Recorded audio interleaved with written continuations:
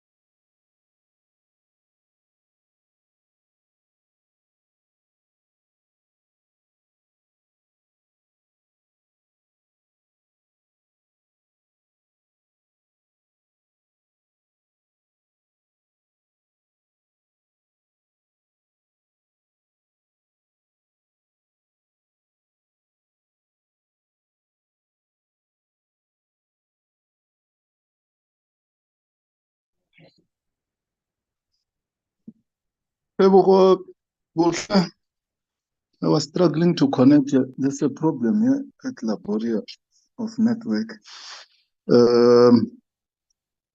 How many are we in the platform? Good morning, sir.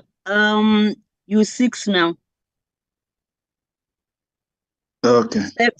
Seven now. No, thank you. I'm struggling here. I don't know what's the problem with this.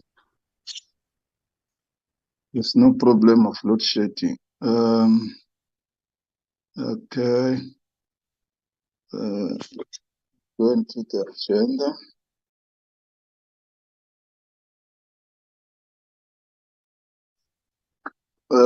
You are welcome, honorable members of the committee, finance and support team. Welcome all the support teams from Parliament, the media, everybody who's in attendance. I see Comrade Matthew is here and others. Stakeholders, you are welcome. Today is quite a very busy day. After this meeting, some of us are going to participate in the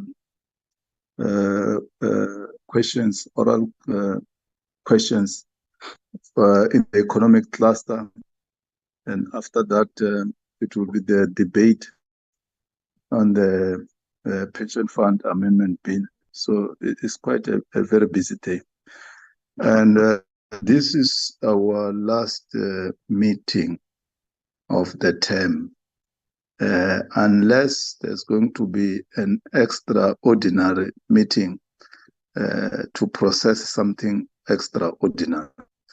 But like in case the NCOP has back a bill which they are not happy with certain clauses, they will want us to attend to them. But so far, we haven't got any indication of any bill that might come back from the NCOP. So this is going to be our last meeting. At the end, before we close, if political parties want to say something, because we will be leaving for good tomorrow. After all, tomorrow's virtual platform. We'll be all out campaigning for our political party. So we may not meet in this format as members of Standing Committee Finance. This is the last meeting. So we've been together for the past 5 years. So, I will do the vote of thanks at the end for everybody. Hence, I'm asking that if somebody from a political party wants something, we'll do so at the end before we close. Then let's move to item 2, roll call and apologies. Are there apologies? I didn't receive any apologies, sir.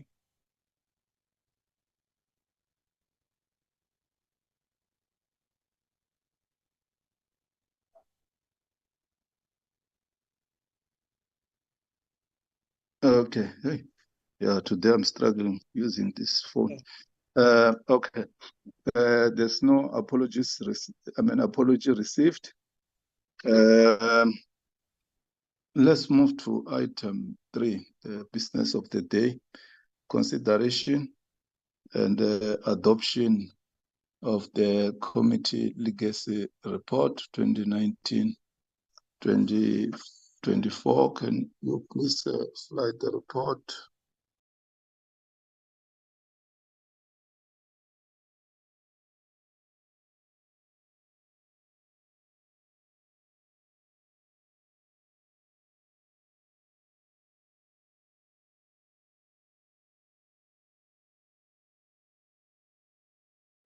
Thank you, Chair. Yes, I don't know if it shows on your screen that side. Good morning, everyone.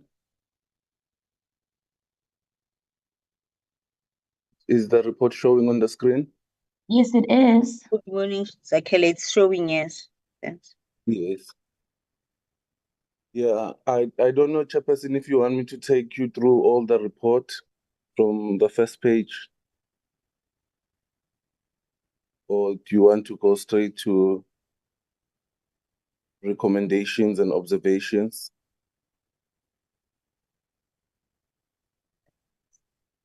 Hey, please bear with me. I'm Okay. using a laptop. So today I'm using phone to go to my emails and then come back to Zoom. Thanks very much, Dr. Hlophe. I take it that we have read this report, which you and your team have taken some time to compile. We thank you for that. Everybody who has actually assisted you. And as I've said, that today is quite a very busy day. Let's go direct to the issues that need to be attended to. What do you suggest? Are we dealing with the issues to be attended to by the incoming committee, or what? Or there are specific recommendations? It's quite a lengthy report, Chairperson. It's up to you, but I can go straight to the recommendations if members have gotten a chance to read the report. But if they haven't, I could just browse through quickly throughout all the report. Like we do when we process other reports throughout. Once a report is sent to members, we assume that members will have gone through the body of the report and then zoom in to the last section about dealing with recommendation. And in some cases, it will be observation and recommendations. So I think I will request you to go direct to recommendations. If ever there are other issues that members will have picked up in the report,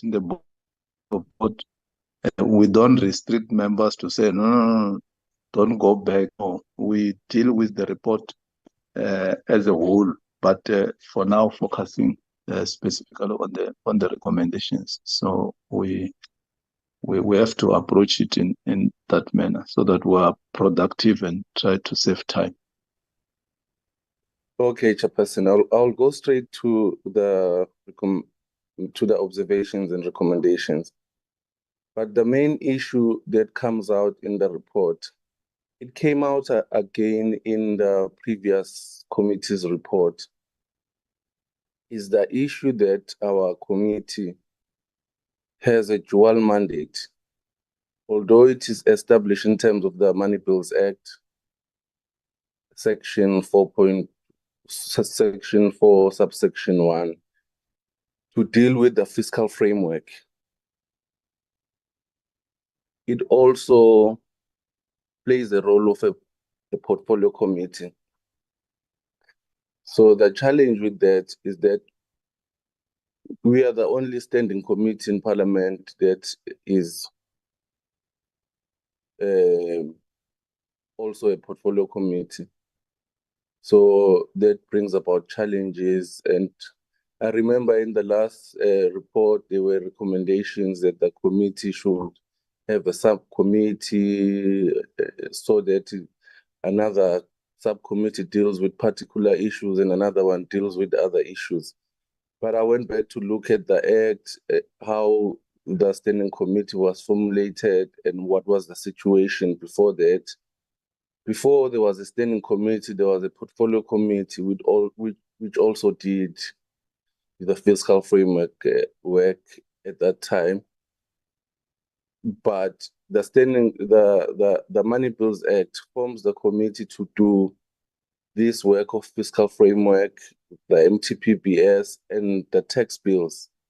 So you find that we only do that in February and October and November. And then throughout the year, we process the money bills, which are tax bills specifically. So that's the issue that it just comes out when we write this report. We saw that we've got this function that we have of dealing with the fiscal issues, and we have to deal with the portfolio. But we end up not being able to deal with all the entities that we have under the portfolio of finance because we are busy with the fiscal framework work. So I think that's one of the issues that members need to think about on what do we recommend going forward. But we did put in the report some recommendation based on that. When I start on 7.1, that this handover report to the from the 6th Parliament to the 7th Parliament did not cover every issue exhaustively, but we did try because we didn't want the report to be too bulky as well. And we advise that readers supplement it with detailed reports, observations, and recommendations found in our fiscal framework reports, the revised and proposed fiscal framework reports, our budget votes, and budget review and recommendation reports of the committee between July 2019, when the committee was established, and March 24, which is now.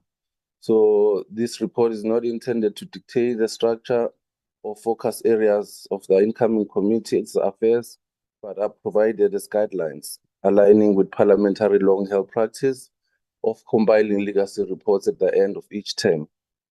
That's the first observation. The second observation and recommendation that we propose to the Rules Committee of the 7th Parliament, in conjunction with parliamentary authorities, to consider establishing two distinct committees out of the Standing Committee on Finance.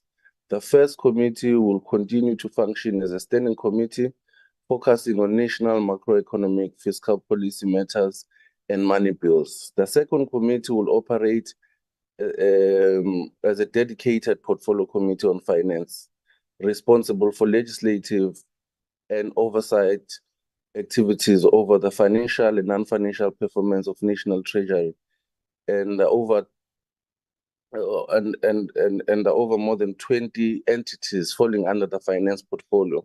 This division will facilitate a more targeted approach to oversight and legislative responsibilities, allowing members to delve deeper into specific areas of focus. By fostering specialized expertise and streamlining functions, this structure will enhance Parliament's effectiveness in fulfilling its mandate in promoting accountability in financial governance. So that is the first recommendation. If that is allowed, then the incoming committees should consider adopting comprehensive approach to planning by developing 5-year strategic and annual performance plans. This approach will provide a long-term vision and direction for the committee's activities, ensuring alignment with their mandates and objectives.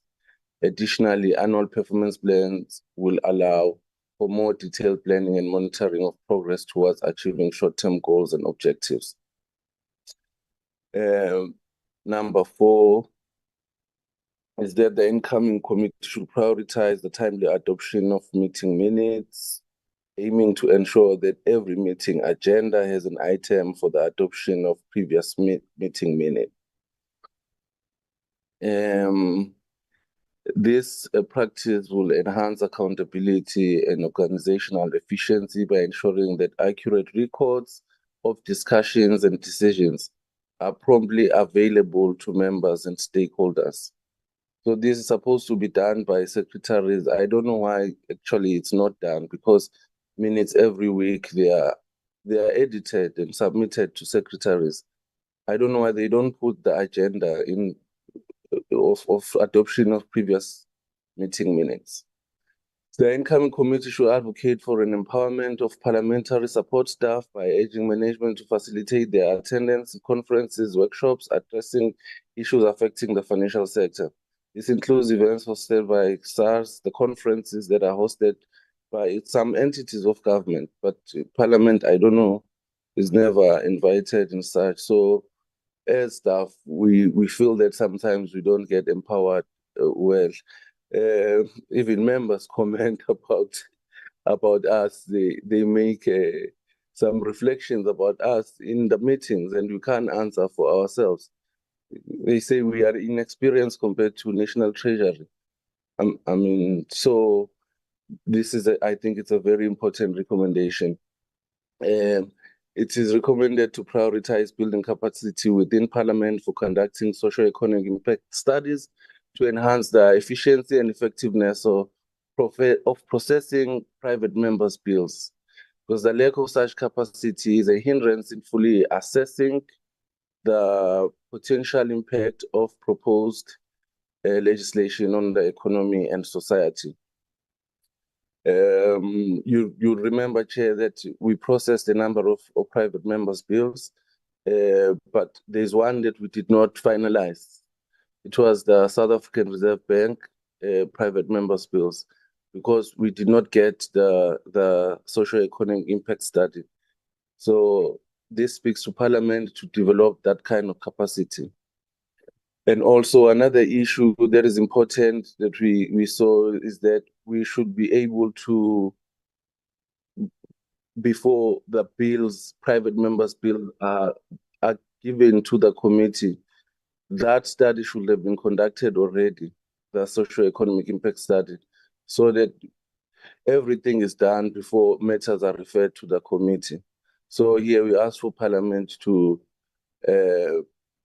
maintain a proactive approach in such matters, and to ensure that when private members' bills are referred to the committee, the committee just executes its mandate of making sure there's public participation and process the bill. So these ones from number 8 are focused more on the standing committee. Chairperson, sorry to interrupt. I have my hand up for a while. I don't know if you can see it. I just wanted to ask a question. Okay, Dr. George. Thank you, Chair. I understand that. I mean, I did get the report yesterday and I did read through it. I know that we're going through this report now, but at what point are we going to have discussion then on the items? Because I mean, the proposal to split the committee is very significant. And also, I mean, I did serve on the portfolio committee before it became the standing committee. And it always did actually process everything that it currently processes. Very busy committee and maybe didn't get to everything. But the way we are proceeding here, it's almost taken as given that we agree that that the committee should split. But of course, that requires a lot of discussion and consideration, etc. So, yeah, I just wanted to raise that point now, because I know that we're racing through this report. And, you know, I don't think we can take as given that we're agreeing that the portfolio or the standing committee should split into a standing committee and a portfolio committee.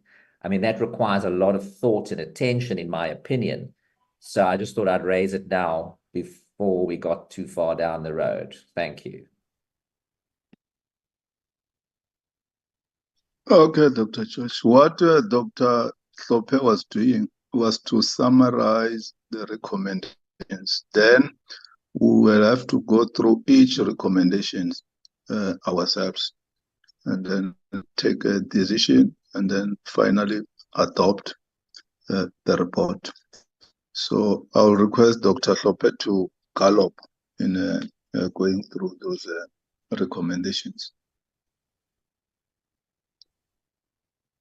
Okay, thank you, Chair. Let me just browse through the recommendations which relate specifically to the standing committee work. Is that the committee should broaden its focus beyond the consideration and approval of the fiscal framework, revised fiscal framework, and passing the money and tax bills. Should also prioritize oversight over the fiscal framework throughout the year, through getting quarterly reports from National Treasury and SARS where relevant on fiscal policy implementation, adherence to fiscal rules, debt management and borrowing activities, revenue generation and policy, and other related issues which are there in the money bills. To enhance the committee's capacity in processing technical money and tax administration bills, effectively, the incoming committee and support staff should undergo induction training on the original revenue and tax administration laws that are amended annually. This training should be facilitated by experts from organizations such as SARS and National Treasury. Because sometimes you find we're amending bills that we've never even seen their original statute, like your VAT Act, you've never seen, it's never been summarized before, but we amend it every year. The Income Tax Act, all kinds of acts that relate to revenue.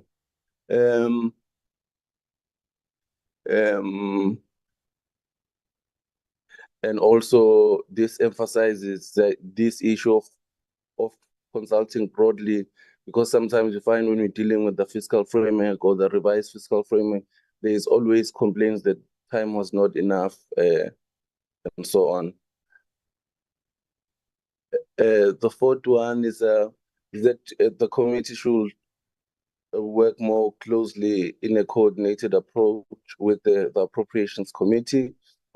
There needs to be a close cooperation between the two committees in ensuring that budget allocations are aligned with policy objectives and effectively utilized to achieve the desired outcomes. The 12th recommendation is that the committee recommends that the incoming committee dedicates attention to matters of tax avoidance, illicit financial flows, and the taxation of the digital economy, because these issues have got a significant impact in our fiscus. Number 13 is that given South Africa's placement in a grey list of the Financial Action Task Force, the incoming committee should prioritize oversight and support measures to address these challenges. The committee should collaborate closely with relevant stakeholders, including the FIC, National Treasury, and also law enforcement agencies and regulatory bodies to ensure the timely and effective implementation of the measures aimed at rectifying the deficiencies highlighted by FATF by the designated deadline of January 2025. So then we come to the portfolio committee work. Here, the first recommendation is that the committee should consider increasing the frequency of oversight visits, because in this term we only had 3 oversight visits, although we met a number of entities, but that was far lower still. The committee should maintain regular communication and engagement with AXA, because AXA was very critical in assisting the committee to understand what's happening in some of the entities that the committee could not meet. Their report to the committee enabled the committee to be able to attend to critical issues. And number 17, AXA found the work of the committee in monitoring the implementation of audit action plans very fruitful, as auditees and with unqualified audit opinions with no findings for 22-23 improved to 69% from 37% the previous year. So the committee recommends that the incoming committee continues with this focus area of monitoring and holding the executive accountable for the development and implementation of audit action plans. The committee recommends the incoming committee to introduce some consultation and public participation in the processing of the budget votes and BRRR. Normally, we never have public hearings for this. We've never had, actually. We hold public hearings when we process the fiscal framework. But if we process the budget of National Treasury and the BRRR, we never invite parties to we never invite stakeholders to make input in that budget. Also here emphasize that the incoming committee should continue engaging with the South African Reserve Bank and Prudential Authority, because every year we had a meeting with SARB to understand matters of monetary policy, and we also hosted a meeting on financial stability review.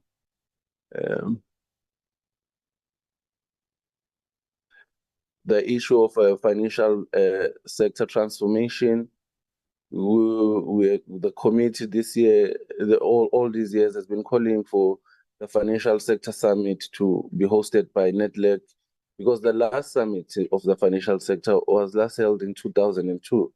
So the previous committee called on this committee to ensure that summit is held, so that the issues that were raised by the previous committee are tackled, because there's lack of transformation in the financial sector. And there are many other issues that were raised by stakeholders, but there seems to have been, I don't know what happened. It never happened. The summit didn't take place.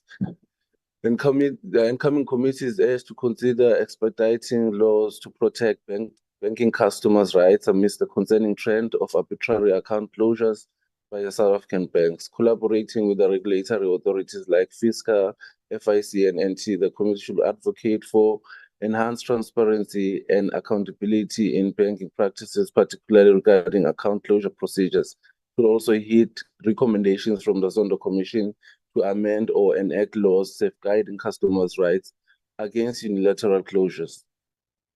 The incoming committee should also follow up on the tabling of the Conduct of Financial Institutions Bill. Number 22, the incoming committee should prioritize addressing the current operational challenges faced by Ithala Bank, a crucial institution in promoting financial inclusion and economic development in KZN. This is the issue that was handled, and there were questions and answers by the minister in the National Assembly last week. So it speaks to that issue. The incoming committee should prioritize monitoring the liquidity developments of both the Land Bank and Sasria. This includes closely monitoring efforts to address any liquidity challenges faced by these institutions, such as defaults on debt obligation or insufficient capital reserves. Number 24 raises the issues of the Office of the Tax Ombuds. We met with the Tax Ombuds several times as a committee, and the issues of independence and autonomy came on creeping up. So there was never any amendment to any act to ensure this independence. So we call on the incoming committee to look into this. The incoming committee should consider following up on the finance and tax-related recommendations on the Party, Zondo, and Nugent commissions of inquiry. There is, in the report itself, there is a long summary on what the committee did to ensure the implementation of the recommendations from the Party, Zondo, and Nugent Commission.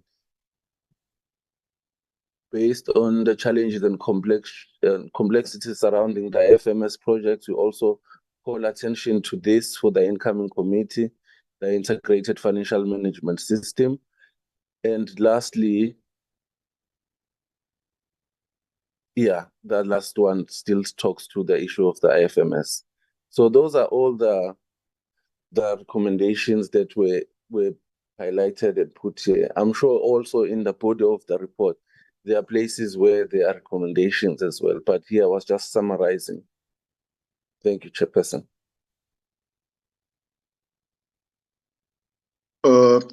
Thank you, Dr. Hlophe. Let's go back to the first recommendation and then up to the last.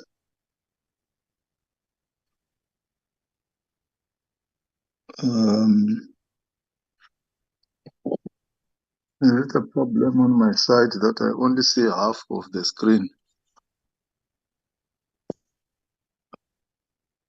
So maybe it's because I'm using a cell phone. Members, do you see a full screen on your side? Yes, Chair, we do. No, it means it's my phone that's having a problem. Oh, 7-1.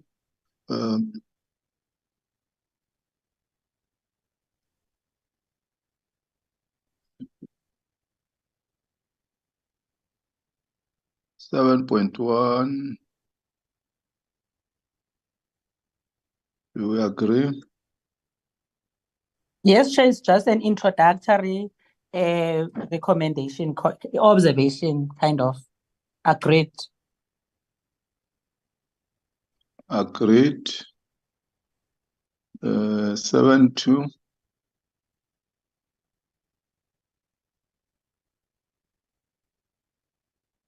Chair, my hand is up. Yes, Dr. George. As I mentioned previously, I did serve on the portfolio committee in Parliament before it became the standing committee. And that portfolio committee was very busy. I must say it was very busy, but we did actually do all the work that we do now.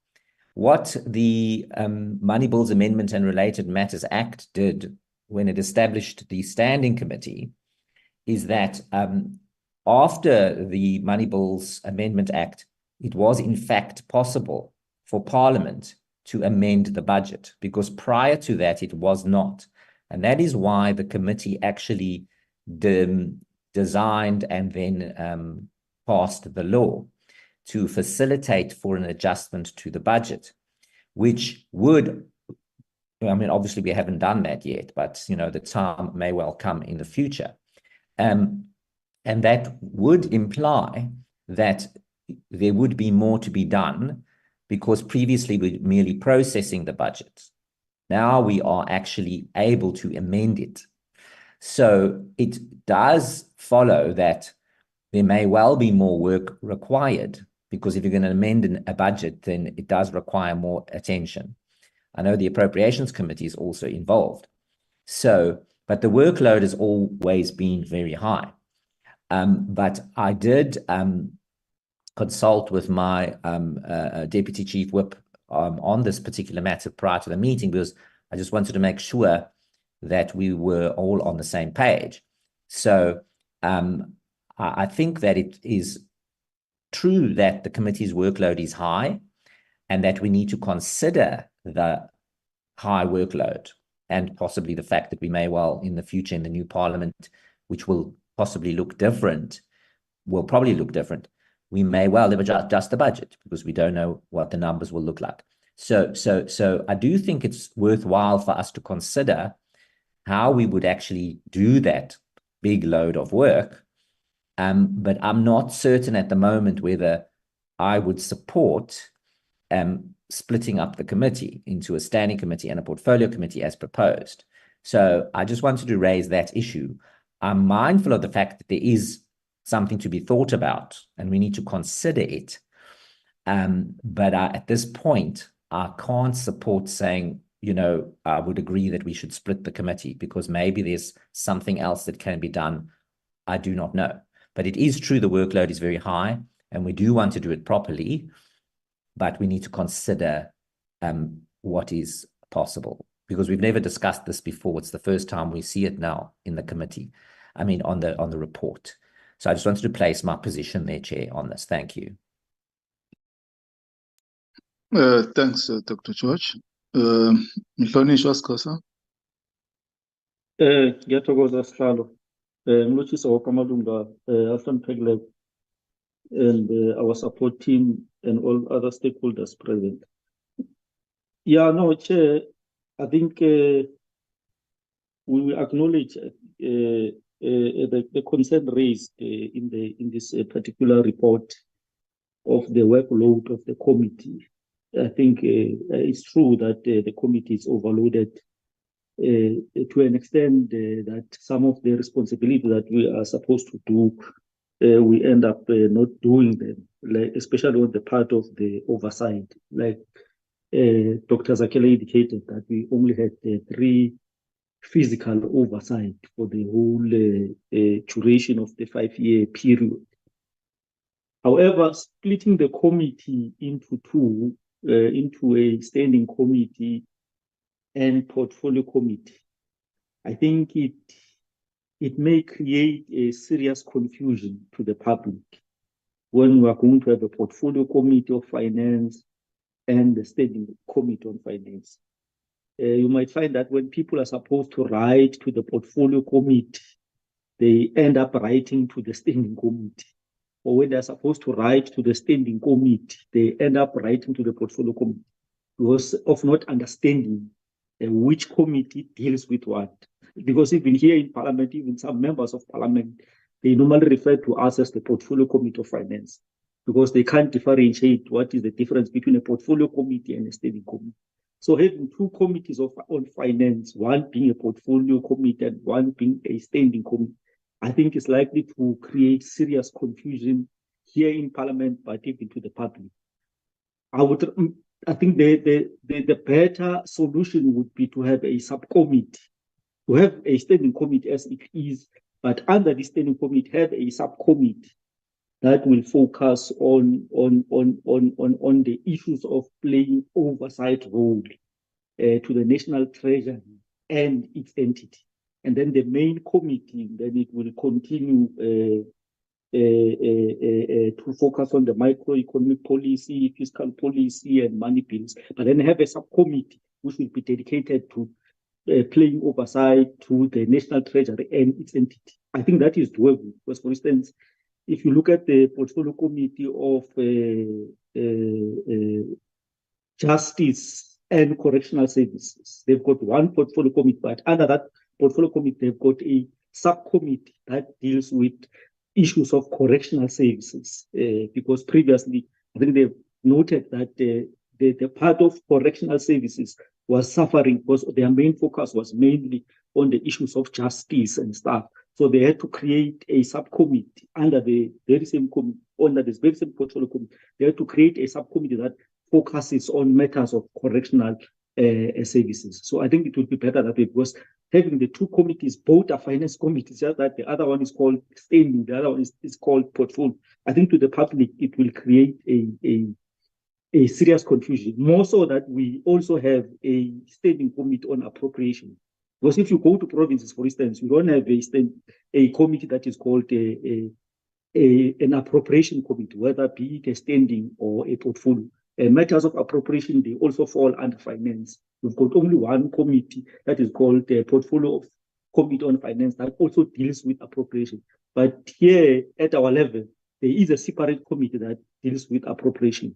So if we're also going to have another committee, which will be a portfolio, while we are also having a standing committee on finance, I think we'll be having too many committees that will likely create a confusion to the public. So we'd rather, under this standing committee, have create a subcommittee that focuses on issues of playing oversight.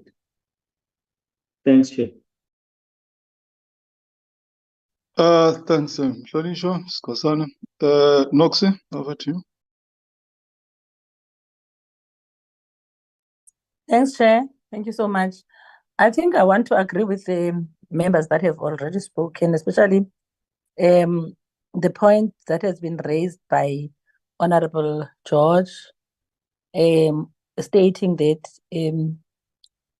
while we do the close-up and the handover, we have this discussion starting afresh.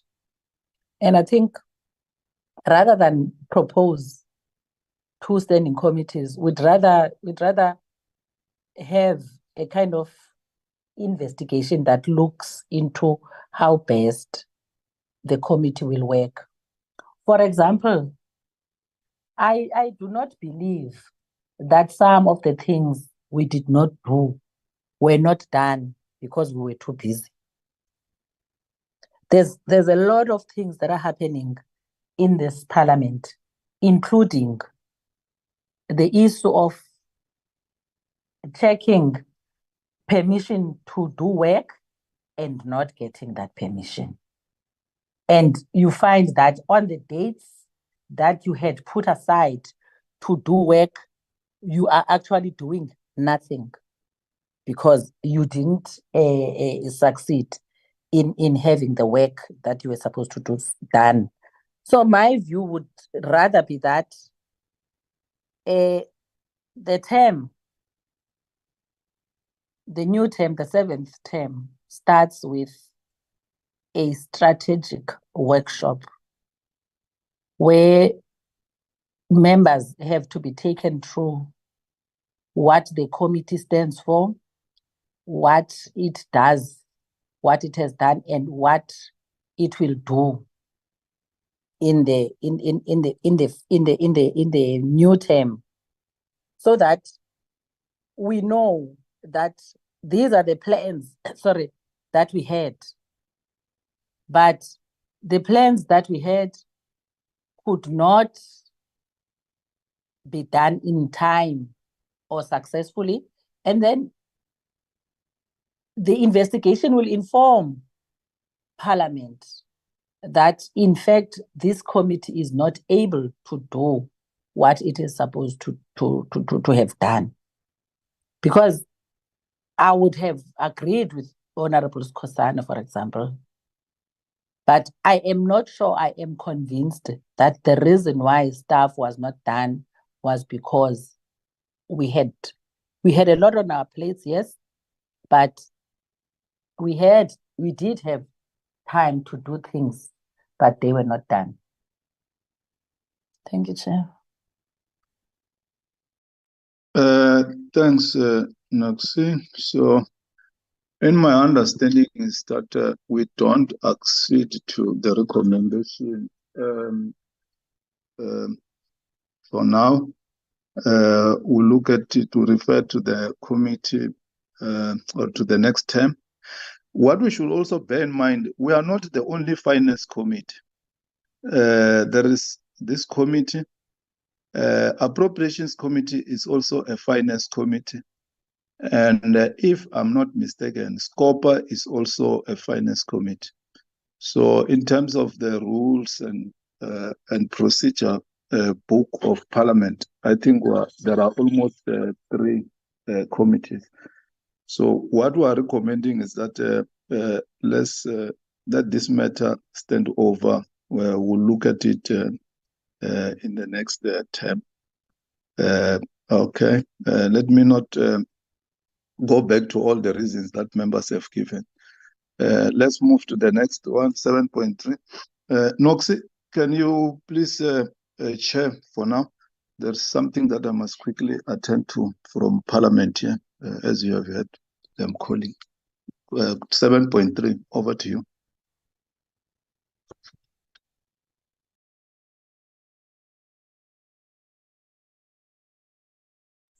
Okay. Honorable members, we are at 7.3. Any takers on that one?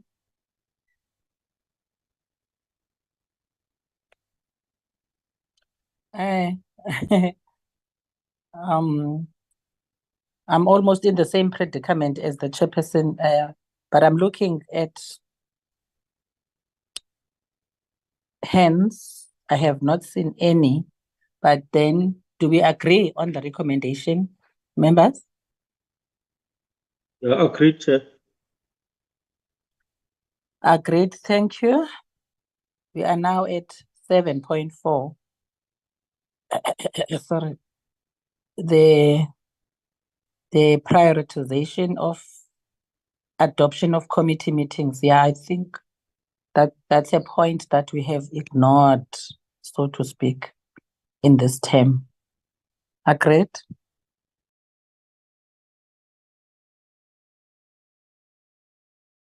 Agreed, members? Agreed, Chair. My hand is up. Oh, thanks. Over to you, Honorable Skhosana. Yeah, no, thank you very much, Chair. Yeah, no, I agree to the fact that we need to prioritize the timely adoption of minutes so that while we are still fresh, we still remember the issues, then we deal with minutes. But I'm not so sure about the issue of having a standing item of dealing with the minutes in every meeting. I'm not sure about the practicality part of it. Say, for instance, we have a meeting on Tuesday, and then on Wednesday, do we expect to adopt the minutes of the Tuesday's meeting on Wednesday? Will those minutes be ready by then? Won't that be too cumbersome for those who are responsible for compiling minutes and stuff? Can't we, let's say, deal with them once in a week or something like that? Say maybe on Tuesday, we know that we deal with the minutes of last week, Tuesday and Wednesday, because the committee sits on Tuesday and Wednesday. So on Tuesday, you can deal with the minutes of last week's Tuesday and Wednesday.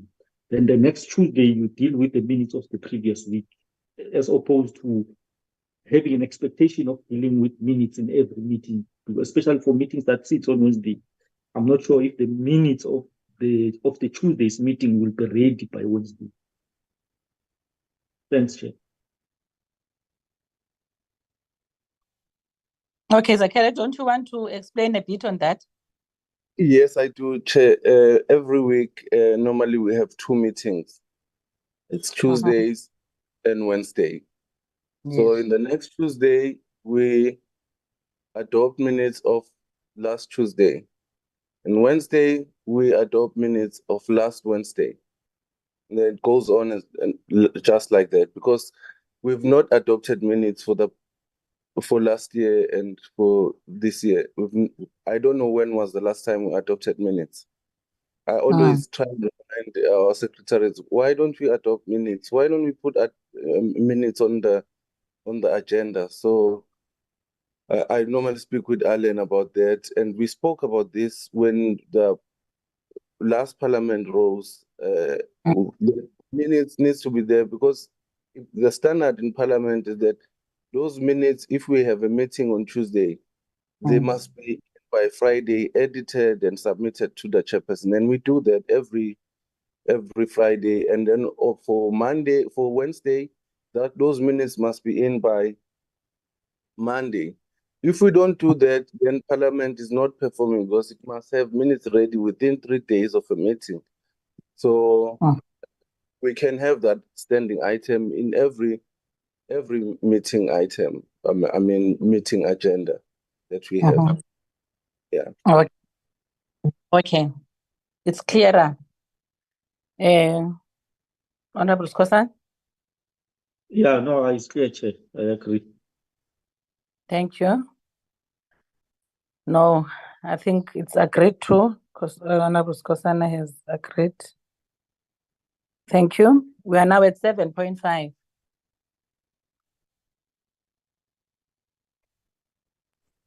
Agreed, Chair. 7.5. I didn't hear that. Agreed, eh? I said agreed. Okay, it will have thank to you. empower the staff. Yes. Yes, thank you very much. 7.6.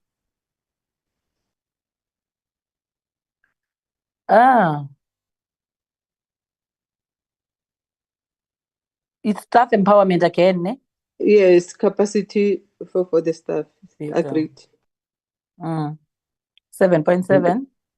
Yeah, 7.6 is not necessarily about the staff, but Parliament, I don't know where they will put this, but the socio-economic impact studies, they involve very specialized knowledge. So I don't know. We sent a request to the Parliamentary Budget Office on the sub-bill. We didn't get back any socio-economic impact study on the South African Reserve Bank bill. And the research unit was asked to do this. It was not done. As a result, the bill was not finalized. It's one of the bills that was not finalized because of lack of this.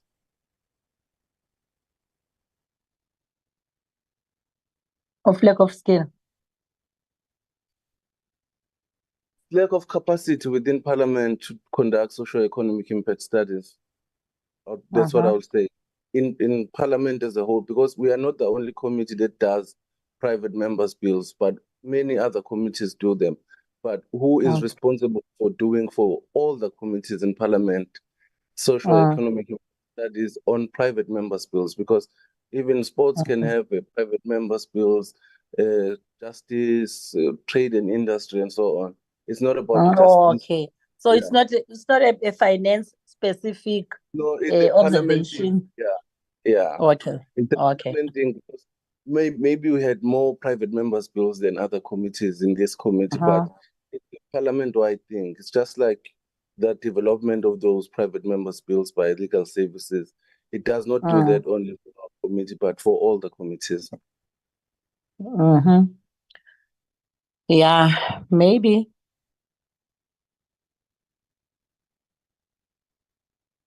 Maybe we should indicate that within the broader parliament community, so that the recommendation speaks for itself. That you don't have to, you won't be there to explain it to the people who will be reading it.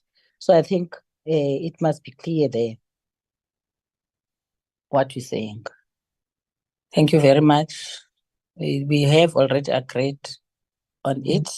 Chairperson, my hand is up. I don't know if you can see my hand. Oh, sorry for that. Okay. No problem. Okay.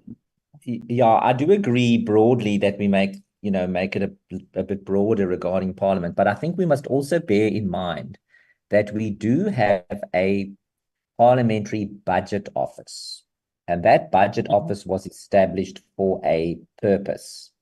Now, my understanding of the budget office is that when it was written into law in the Money Bills Amendment and Related Matters Act, I think it was 2011 or somewhere, the idea was that that budget office would be able to provide advice to the standing committee, and it should also, as far as I can understand and read what it says, is that that parliamentary budget office should also be able to, if there, for example, is a private member's bill, to be able to then provide support on that, which, in my opinion, would include a social impact assessment. And in fact, the one bill that we did not process, it was the Reserve Bank bill. That was a private member's bill, also not my bill, another member's bill. And the reason why that was apparently held up was because of the social impacts assessment that never got done, or there was no capacity or whatever, which I find very problematic and surprising, but it isn't my bill. So I think we just need to make sure that we frame that effectively. I agree that we should say broader, that there is this need, but let's not lose sight of the fact that we have got this budget office and that it is not, in my opinion, effectively utilized. Thank you, Chair. Okay.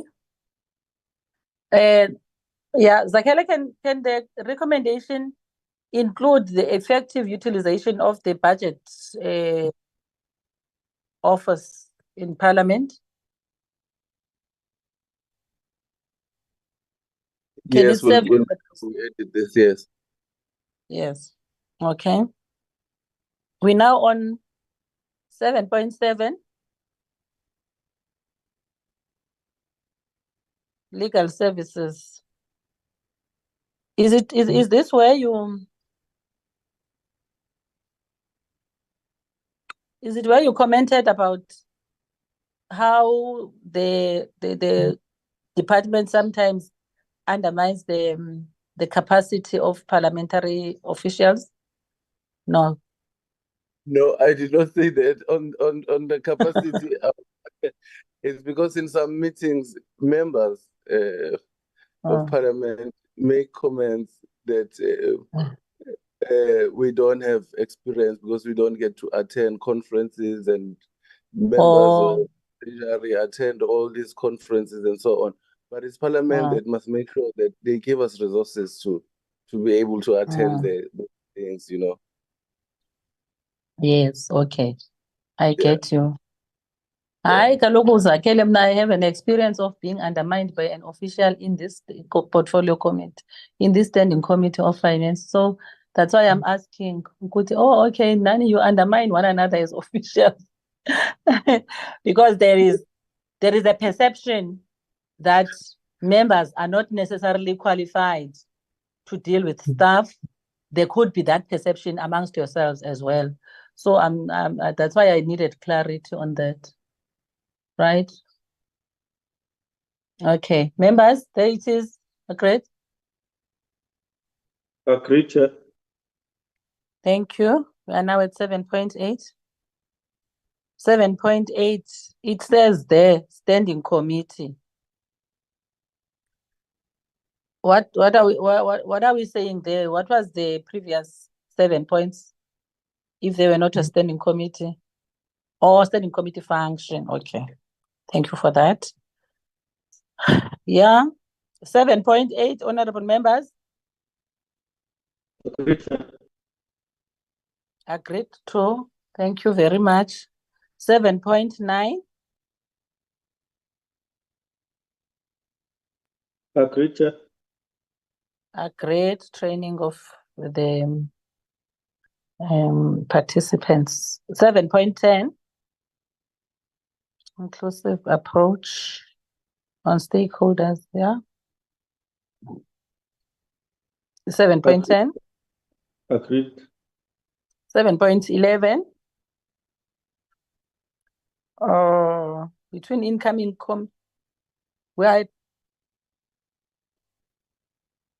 and appropriations strengthened. All right. Yeah. Agreed, members. Agreed, Chair. 7.12.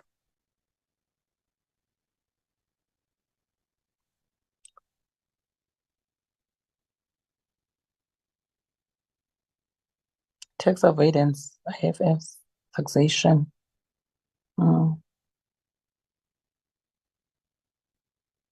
Okay. More vigilance around tax issues. Honorable members. Agreed, Chair. All right.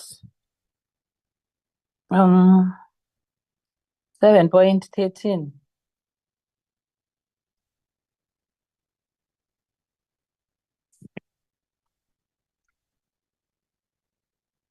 Part of grey listing.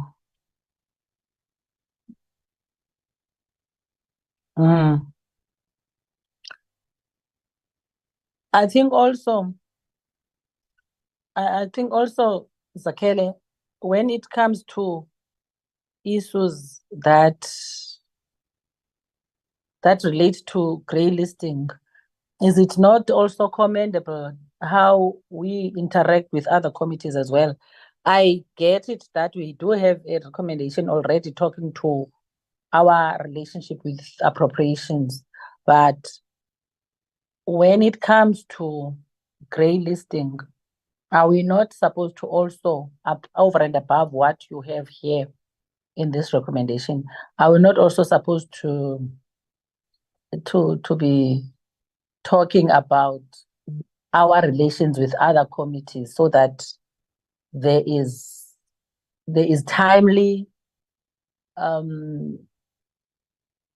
convergence in terms of the expectations of BATAF? I don't know if that is relevant to this recommendation, Zaka.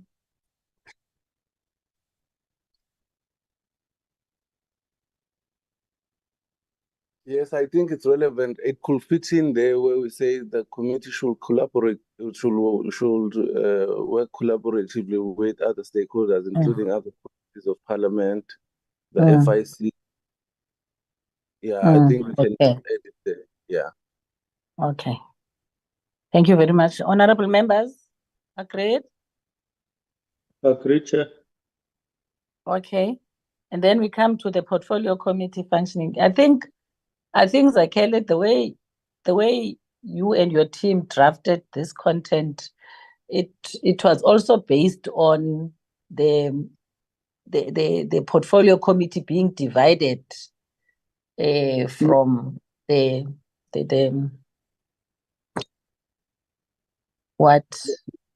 standing committee.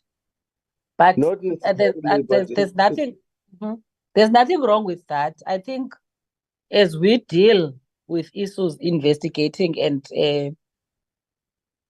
journeying through what is going to be happening in the next term, we shall at least, or members coming in shall at least have clarity as to what they do as a standing committee, what they do as a portfolio committee, so that if needs be, we get to that point that Honorable Skhosana introduced of subcommittees. Thank you. 7.14.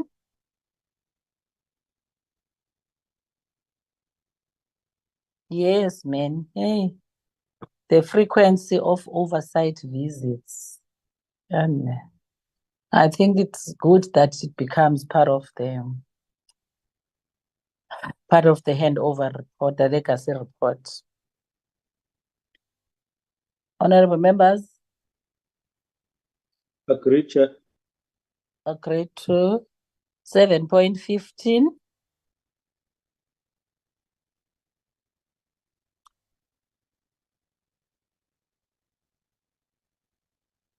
Good.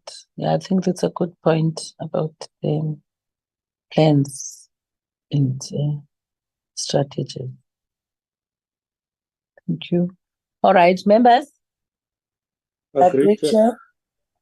Thank you. 7.16. Right, 7.16. AXA.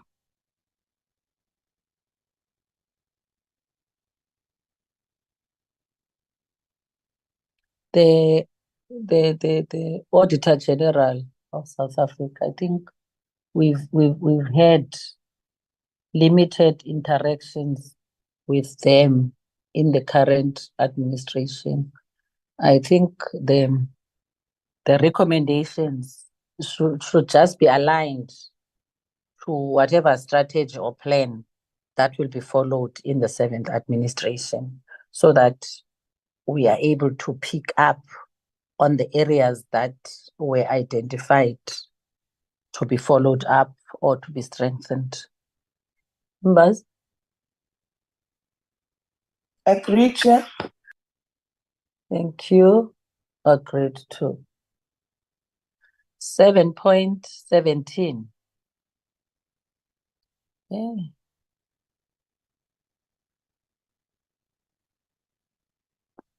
The findings of the Auditor General of South Africa. The focus, rather than redress, they should be encouraged. The incoming committee should be encouraged to strengthen the fruits of whatever is positive about the work of the committee in the 6th administration. Should not be Agreed, Chair. dropped. Thank you. 7.18.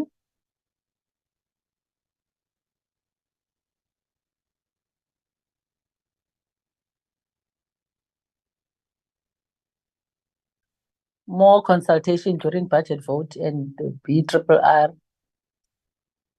Make it much more open.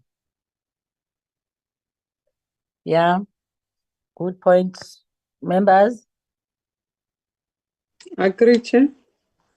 Thank you. We are now at 7.20, right? Am I correct? 19. No, 19. Now, oh, we're at 19. Okay. Let's go to 19.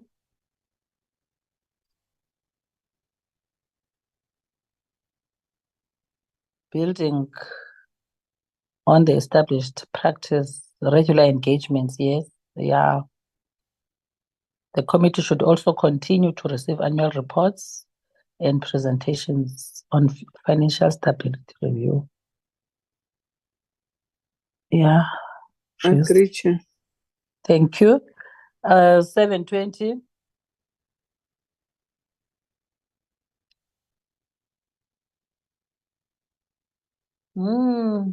Transformation of the financial sector. We now at the end of the term.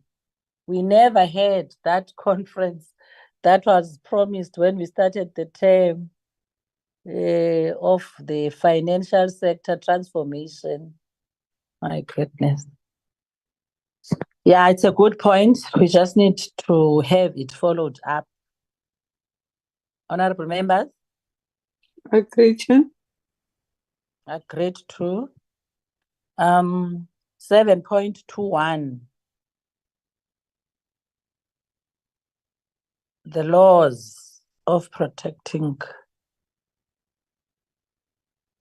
banking customers' rights. Hey.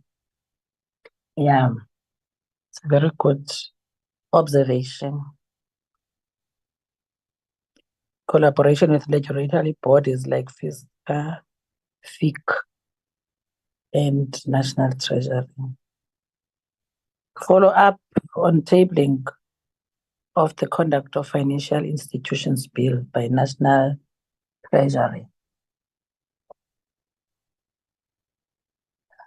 Zakele, are we at some point in the legacy report also referring to the issue of Ithala Bank? Even if it is mentioned within the context. In the main report, above, there is a section that deals with our engagement with Ithala Bank and also observation and recommendation. All these issues have been explained in detail in the report itself before coming to here. Okay, sure. Thank you very much for that. Honorable members, 721, what do we say? Agreed, Chair. Agreed to. And 722.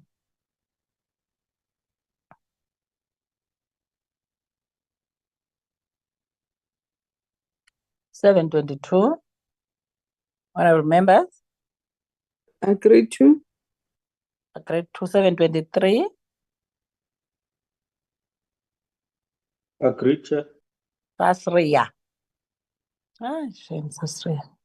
At least it's one of the entities that we visited when we had the time. And then 724.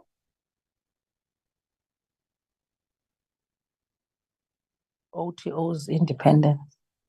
Agreed to. Thank you. 725.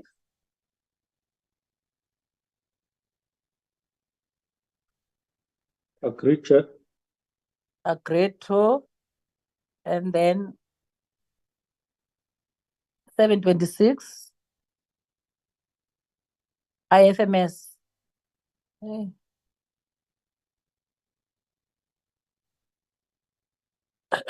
Sorry. Wasteful expenditure. Members? Agreed to. Agreed to. 727. Right? Are we there? 727. Engagement with relevant stakeholders.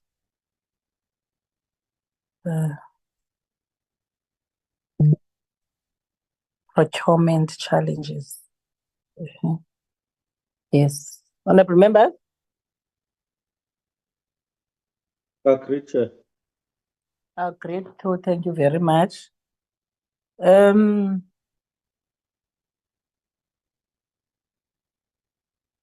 The committee extends its appreciation and gratitude to the citizens, organizations, and other stakeholders, as well as National Treasury staff, other public entities, officials, and support staff for their invaluable participation, contributions, and support to the work of the committee. Why is AXA not here? Zakele, why do we only mention SARS? Just saying, I don't know if we should include them, but anyway, But it's other public entities. it's other and other and others. That's what that it's okay. It covers everybody because when we mention AXA, then the question will come: why not this? Why not that? Okay, so the report is considered. Honorable members, there it is. Anybody who wants to move that we adopt the report as it is with the amendments, of course. I move for the adoption of the report with the amendments. Seconded. But Honorable George, where are you? Chair, I support the report. Thank you very much, honorable members. That takes care of the legacy report. Let us meet later in the house, those who shall be there. And all of the best for everyone. On the 29th of May, we're going to war. We wish everybody the best.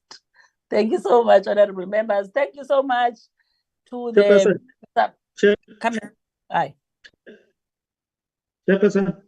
I'm listening. Oh, yeah, no, the chairperson of the committee, Masonganye, said at the end he will allow political parties who want to make Oh, shame. Sorry, I didn't get that. All right. Okay. All right. Where is he? He must come back now.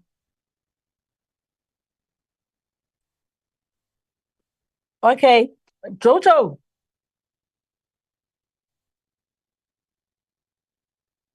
All right. Which parties are here? It's only the ANC, DA. Honorable Mani is not here. Okay. Honorable George, you can come in. Thank you, Chair. Yes, I note that our chair, the committee chair is online. I can see his name here. I just would like to say that I want to say thank you to the chair for the manner in which he chaired the standing committee. I always felt that we had an opportunity to say what was needed to be said. And I think also that he chaired the committee fairly and consistently. And I want to thank him for that. I would also like to say to all of my colleagues on the committee, we haven't always agreed on anything or on everything. Some things we have agreed on. But I think we do all agree that we want our country to be successful. We want our people to be happy. We want our people to not be in poverty. We want our people to have jobs. And we want everything of the very best for all of the people who sent us here to Parliament to work on their behalf. And I believe that we have attempted to the best of our ability to do that. There are many things that we have to still do in our country, and I believe we all remain committed. I certainly do. I am returning. I'm not certain I'm coming back to finance, but we will see. It is likely. And if I do, I will keep on working on that particular objective. And in conclusion, on behalf of the Democratic Alliance, we wish everybody well during the election season. May it be safe, may it be free, may it be fair, and then may we all come back focused on serving our country's people to the best of our absolute abilities in the new term. Thank you very much. Thank you so much. A round of applause for Dr. George. Thank you so much. Thank you so much for the kind words that we've just said. Beauty or whoever is dealing with ICT here, can we unmute the chairperson? The chairperson seems to be unable to. No. You got it? Yeah, now I'm unmuted. I was muted on the laptop. Okay, you can proceed and request other parties. I'm not sure if Honorable Mani or Shenge are here. And then yourself, and close after you. Okay. I don't see Honorable Mani here. Okay. If they are not there, then it can be your turn as the ANC. Oh, okay. No, thank you so much, Chair. I just wish to confirm the words of Dr. George that indeed you were such a balanced chairperson to a point that sometimes we thought that this chairperson is on the side of the opposition, you know? That's how objective you have been with that's how objective you have been in the meetings, and we really appreciate you for that, because I can imagine the chaos that could have been there if you were subjective. Thank you so much for your wisdom. And you have, even when we faced the West as the committee, you have kept your cool. And even when, as members, we were out of order, you were able to tell us to do right without making us feel very small or awkward. Thank you so much for your leadership. And I'd like to thank the members of the committee for the sterling work that they have done. We don't take for granted the work that the opposition has also done, because as Honorable George has correctly said, all of us are looking for better life for the people of our country. All of us are looking for development, growth in our own country. And we are looking for basically value for the life of our people. It's just that we do it from different angles. I just want to thank you, honorable members. I know that we're not always so fortunate to get members from different parties, but we always get a contribution of members in the House when there are discussions. So our debates are always enriched by what the honorable members always add when they're in the podium. We thank you so much for that. We cannot thank the support staff much, because I believe whenever we need something, sometimes you even go to Zakhele for something that you were supposed to go to your researcher about. And yes, we as members can also be very demanding towards the officials, but the officials have always shown their ability to serve, because in order for us to be able to serve, to lead, we have to be able to serve. So we just want to thank you for the work that you are doing, Alan. You are always there to respond to our needs. Even yourself, we even come to you, even though sometimes you are not the one who is supposed to be answering on particular issues. I hope you will at some point outgrow your fear of flights, so that at some point we can all go out of the country together to be able to attend some of the things. Thank you so much. We want to thank also the department for the work that they do. You know, we cannot underestimate what is being done by the department. I know that sometimes we disagree with them, but following day they are here to serve. We just want to thank them as well in their absence, of course. Thank you so much, Chairperson. Over to you.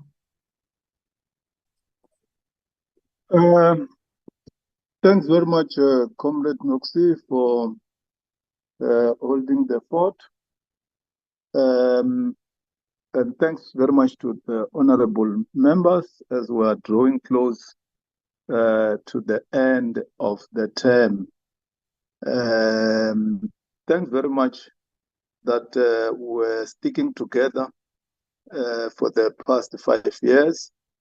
As much as we're coming from different political parties, but when there were issues of national interest, we were able to work together and be united in our diversity. You remember how we dealt with issues of FATF, which in its nature is not good for any country. So it was not a party matter. It was an issue that affected all of us as South Africans. We had to work under a very serious, tight schedule to process the General Laws Amendment Bill and many other issues which were of national and not of party interest. So, as you have indicated, honorable members, we were united in our diversity. We enjoyed the robust debates in this committee, which were quite constructive. I don't remember a time when anybody disrupted this meeting in the past 5 years.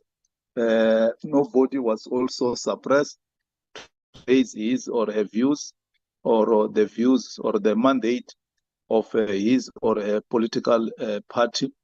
So thanks very much for the mutual respect that we demonstrated amongst ourselves. It's also an honor and a privilege for me to chair this committee. As much as I come from ANC, but once you assume the position of the chair, remember I was elected by the committee. So I had to do things in a manner that demonstrate impartiality, objectivity, and not suppress people who are not coming from my political party. And thanks very much for giving me the maximum cooperation. I'm not a robot or a divine being. I'm a human being who made lots of mistakes in the process. So thanks very much for tolerating me. Let me thank the support team, which has been giving us an unwavering support throughout the past 5 years in their different capacities. We acknowledge the professionalism that you displayed in supporting us as politicians. And thanks very much for not being partisan. In terms of the constitution, you have got the political rights. You know where you belong. But coming to the committee, you made sure that you are professionals. Thanks very much. I remember the time when we had to transition from physical to virtual platform in 2020 with the outbreak of COVID. It was not easy because we had to get the new way of doing things, conduct meetings virtually. We're used to receiving bulky hard copies, but now everything has been done through the artificial intelligence. Thanks very much for assisting us to go through that. Up until now, we don't see sometimes a need why we have to meet physical when we can save a lot of money meeting on the virtual platform. So thanks very much. If I had powers, I would recommend that you get bonuses, but I don't have those powers. I hope whosoever is supervising will do so. Let me also thank the other teams in Parliament, which are not necessarily reporting to this committee. The legal team, Advocate Jenkins, Charmaine, and everybody, Nolutando, who has left, and many others. The communications team, thanks very much. PBO, which is supposed to do things autonomously. Thanks very much for the support you have given us. Let me also thank all the entities that have been quite helpful. The FFC, ARB, SARS, OTO, and all the entities that report to National Treasury without mentioning them by their names. And then thank the stakeholders who have been part of this meeting by coming when they have to make a written and oral submissions. You have made our life quite very easy, and you have brought lots of knowledge on many issues coming from outside. We thank you very much, because participatory democracy is the cornerstone of democracy itself. So thanks very much for being there and not being dismissive when you were given the platform. Let me thank the Minister of Finance, Honorable Kotongwana, and the Deputy Minister, and the DG, and all the officials from Treasury whom have been working together harmoniously up until now. So thanks very much, honorable members. All the best for the coming Easter weekend, and all the best for the elections campaign. Let's go all out there in the interest of our country, campaign peacefully, because it's very important that, as I've said, we look at issues of national interest. We are part of the international community, so the international community will be focusing on South Africa and the outcome of the elections. So let's do things in a manner that we are able to build confidence out there in the international community, and potential investors coming to our country to invest in the interest of our economy. Thanks very much, colleagues. We'll meet this afternoon at the National Assembly, and we'll meet out there in the field campaigning. Thanks very much. Good luck for the Easter weekend. Thank you, Chair. Long live the chairperson. Thank you, Chair. Thank you so much. Long live the chairperson. Thank you, Whip, and everybody. Yeah. Long live the chair. Mani is not here to say that, so I'm long live. representing. Long live the chair. Oh, Malbongwe, Malbongwe. Let's meet this afternoon. Sharp. Sure, sure.